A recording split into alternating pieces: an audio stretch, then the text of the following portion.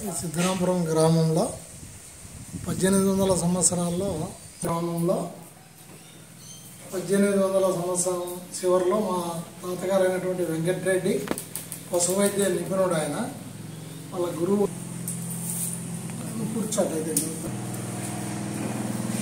సిద్ధరాంపురం గ్రామంలో పెద్ద వెంకటరెడ్డి అనే భక్తుడు పశువైద్య నిపుణుడు. ఆయన పశువైద్యం అంటే ఎక్కడ వచ్చిన పశువులకు కూడా ఆ కాలంలో ఎవరు లేరు కాబట్టి ఈ డాక్టర్లు వీళ్ళందరూ వైద్యం చేసి పశువులను ఎన్నో వేలాది పశువుల్ని ఆయన రక్షించినాడు. తర్వాత ఆయన క్రమేపీ భైరవుని కొలుచుకుంటూ ₹1 డబ్బు ప్రజలతో తీసుకోకుండా పశువైద్యం చేసినాడు. రాను రాను ఆయన కాలభైరవంలో ఐక్యమై, అంటే భైరవుని ఒక్కని తప్ప ఎవరిని నమ్మేవాడు కదా. ఆయన భైరవుని పూజ ఎప్పుడు నిరంతరము భైరవనామం అనుకుంటూ ఉండేవాడు. ఈ కాలభైరవుని 1973లో ఇక్కడ విగ్రహం స్థాపించడం జరిగింది. తర్వాత 2012లో విగ్రహాన్ని పునఃప్రతిష్ఠ చేసి ఈ దేవాలయాన్ని పునర్నిర్మాణం చేయడం జరిగింది. తర్వాత నేను తహసీల్దార్గా పనిచేస్తూ మా తాతగారు అయినటువంటి వెంకటరెడ్డి గారు పెట్టిన సంప్రదాయం అయితే కొనసాగిస్తూ ప్రతి సంవత్సరము దీన్ని ఇంకా ఇంప్రూవ్మెంట్ చేసుకుంటూ వచ్చాను. ఇప్పుడు చాలా బాగా ఇంప్రూవ్ అయింది.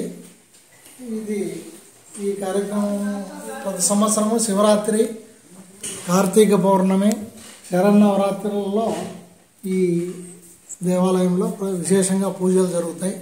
ప్రజల యొక్క ఏ కోరికైనా కానీ నెరవేరుతుందనే ఉద్దేశంతో ఎక్కడ నుంచి, జిల్లా నుంచే కాకుండా రాష్ట్ర వ్యాప్తంగా ఎక్కడి నుంచో జనాలు వచ్చి దేవునికి కొలుచుకొని పోతారు. ముఖ్యంగా అష్టమి రోజు ఎక్కువ మంది వచ్చి కాలభైరవుని పూజ చేసుకొని పోతారు. అష్టమి రోజు కూష్మాండ దీపం పెట్టి, అష్టమి రోజు అమావాస్య రోజు కూష్మాండ దీపం పెడితే కాలభైరవునికి బలి ఇచ్చినంత ఇదిగా ఉంటుందనే ఉద్దేశంతో చాలామంది భక్తులు వాళ్ళ కోరికలు నెరవేరుతున్నాయి. ఆయన నమ్ముకునే వాడిని ప్రతి ఒక్కరికి కూడా ఉద్యోగాలు, చాలామందికి ఉద్యోగాలు వచ్చినాయి. ఆయన ఆరోగ్యంలో కూడా ఆయన అందరినీ కాపాడుతాడు.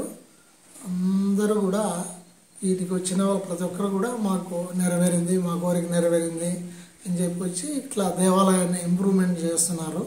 ఇంకా బాగా జరుగుతుంది. ఈసారి మేము ఈ 26వ తారీఖున కుంభాభిషేకం జరుగుతుంది. 12 సంవత్సరాలు అయింది గుడి కట్టి, కాబట్టి మళ్ళా కుంభాభిషేకం జరుగుతుంది. చాలా వైభవంగా ఉంటుంది. అది 8 మంది బ్రాహ్మణులు 3 రోజుల పాటు పూజ చేసి కుంభాభిషేకం చేస్తాం.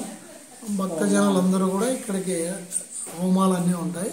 భక్తజనులందరూ వచ్చి కాలభైరవ స్వామిని పూజ చేసిన వాళ్ళకు శని నుంచి, రాహువు నుంచి దోషాలు ఏమైనా ఉన్నాయి తొలగిపోతాయనేది భక్తుల ప్రగాఢమైనటువంటి విశ్వాసం.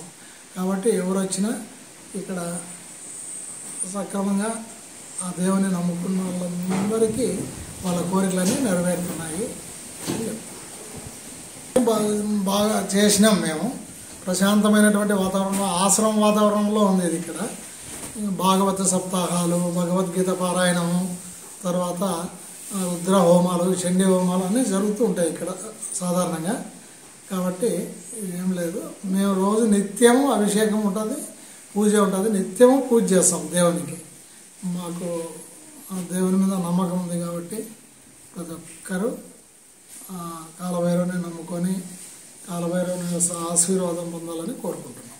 కాబట్టి మా తాతగారు అయినటువంటి పెద్ద వెంకటరెడ్డి, ఈయన దాదాపు 95 సంవత్సరాల వరకు జీవించినాడు. చివరిలో కాలభైరవంలో ఐక్యమైనటువంటి మహానుభావుడు. ఆయన ఒక రకంగా నడిచే దైవంగా మాకు భావిస్తాం మేము.